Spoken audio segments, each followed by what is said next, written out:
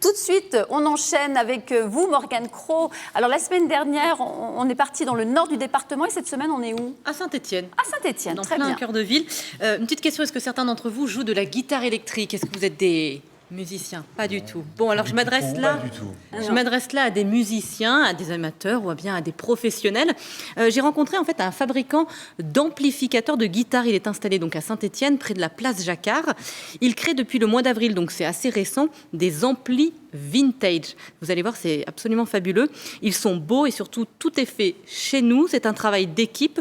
Ils sont plusieurs. Vous allez voir, c'est un travail d'équipe parce qu'il y a plusieurs artisans qui fabriquent le caisson. Et vous allez le voir dans le reportage, le fondateur s'appelle Nicolas Blasco. Je vous propose de le rencontrer.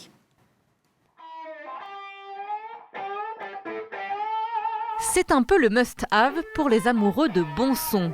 C'est sous l'œil attentif du créateur d'amplificateurs de guitare vintage que Fid, musicien, teste le son et semble épaté.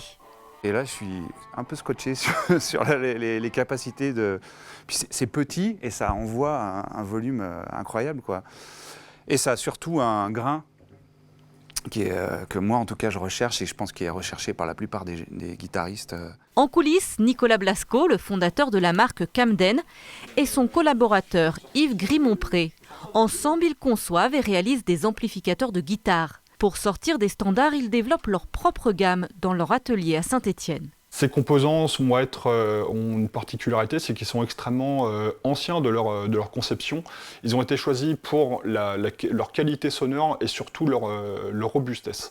Et c'est ce qui va permettre d'avoir des amplis un petit peu atypiques et un son qui va être un petit peu plus chaleureux que ce que vous allez retrouver dans le domaine industriel standard. En avril 2021, Nicolas pose ses valises au sein des ateliers singuliers, un espace stéphanois où les savoir-faire s'entremêlent. Il y rencontre d'autres artisans et banco, ils travaillent ensemble.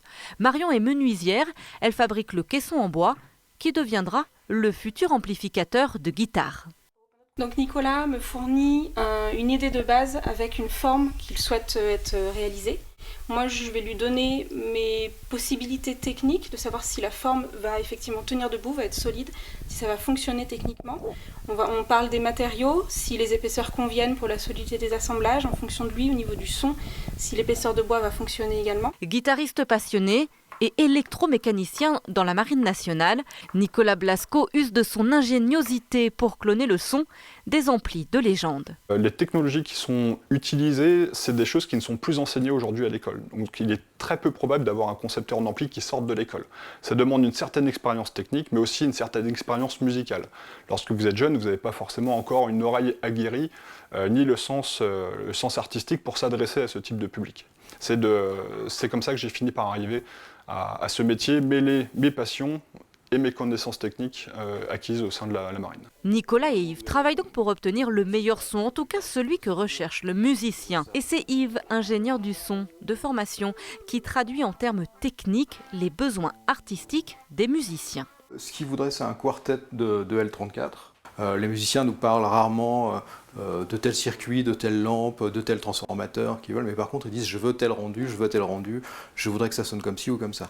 Donc moi je dois faire cette traduction-là. L'entreprise Camden en est à ses premières créations, mais espère fabriquer 40 à 50 amplificateurs de guitare par an. Comptez à partir de 1 700 € pour les premiers amplis, et certains peuvent monter jusqu'à 2 600 € en fonction des options demandées. C'est pas donné. Voilà, on est sur du haut de gamme. Très bien. Donc voilà, je m'adresse vraiment aux amateurs et aux professionnels de musique. La qualité, ça se paye. Tout à fait. Ça m'a fait penser à Focal, l'entreprise qui fabrique aussi du matériel hi-fi intérieur et puis les caisses aussi en bois. Donc c'est la Loire, ça aussi. Hein. Allez les voir, bien sûr. Il faut les faire travailler. Bravo. Oula, j'ai plus de voix, vous voyez, j'en ai coupé.